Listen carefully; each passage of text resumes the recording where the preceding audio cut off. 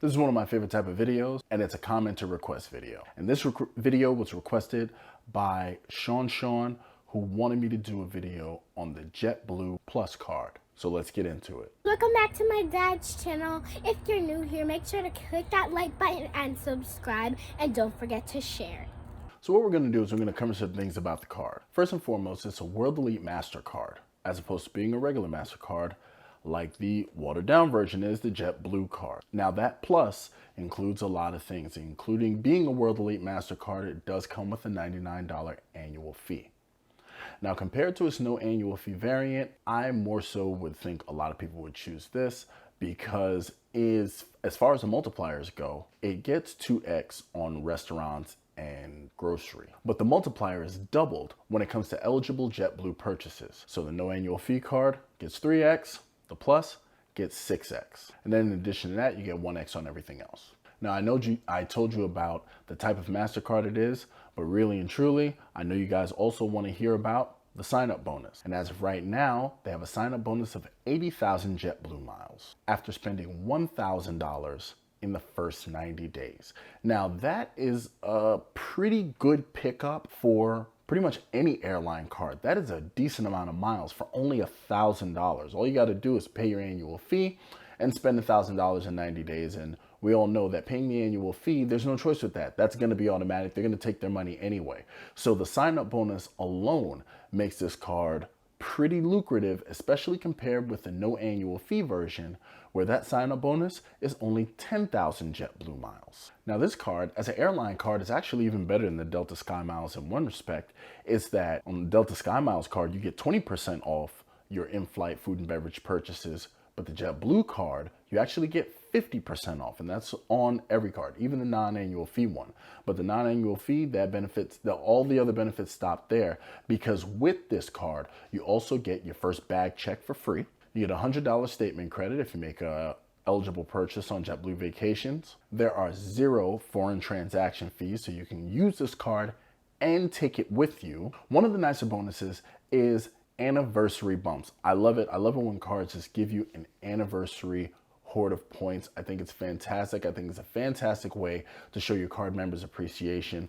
And with the JetBlue Plus card, this card will give you 5,000 points every single year on your anniversary year. Just 5,000 points, just for being you, you know? That's a part of the Plus as well. Now the card also does offer 0% APR on balance transfers within the first 45 days of card opening. And finally, if you pass a lot of money through this card, if you tend to pass a lot of money through cards, after you spend $50,000, you get to enjoy the benefits of JetBlue's Mosaic Status program. Basically, that's their status tier program that affords you all the goodies and giveaways, such as the other carriers do as well. Now, if you didn't want to pass $50,000 through the card, in order to get Mosaic status, you would have to fly 30 segments and acquire 12,000 Mosaic qualifying points through JetBlue. So now that we got the boring stuff out of the way, let's get into more important parts of this card, which I personally think are more important.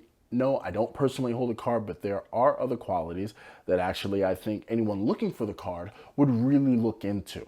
One of those being points pooling. So if you have others in your family that have cards, you guys can pool your points together in order to hit those limits to get great redemptions on JetBlue for flights. Now, when I was younger, when I first started traveling, I actually used to exclusively take JetBlue, so I'm actually familiar with the product, or at least familiar with the product as it were in the early 2000s and the 2010s.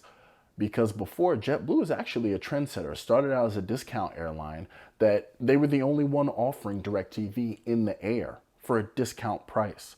You didn't pay to check your bags. You know, there was no first class. The whole plane was pretty much the same class. If you want an extra room and exit seats like I would get, it was a nominal fee. It wasn't really, they didn't try to break you. And then all of a sudden, the airline just blew up. And a lot of the legacy carriers ended up copying a lot of stuff that they saw on JetBlue.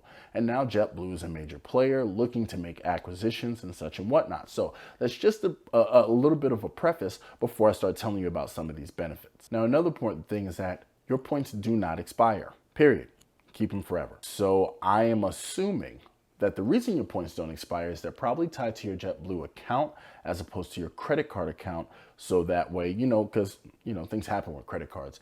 That's fine. But if you have the points, they are yours, which is awesome because nothing sucks more than earning points. Life happens, and then you lose the opportunity to use them because they have expired. Another thing is that you can redeem this for any seat. So the reason I say this is because JetBlue has since changed their program. It's been a long time since I've flown JetBlue, but they are also getting into the long haul service. They do international flights, and Mosaic seats are different. That's their version of a business class, an upscale product for people who want to pay more to fly, and you can use these points to redeem towards that.